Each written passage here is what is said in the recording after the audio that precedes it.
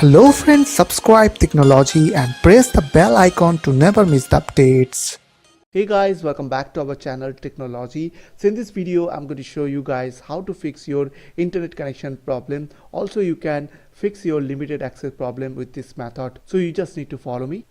So at first you need to open Runbox on your computer, just pressing Windows and R button together from your keyboard. After that, type over there CMD and press enter from your keyboard.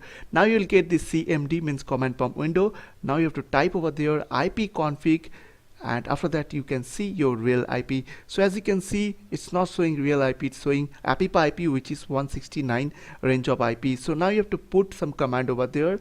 It's called IPCONFIG space renew, and after that press enter. Now you have to wait for a few seconds. So as you can see, now it is showing my real IP. So I hope this small video will really help for you, and please don't forget to click on the subscribe button, like button and share button. And if you have any queries or questions in the comments down below, I will see you guys in the next video. Take care.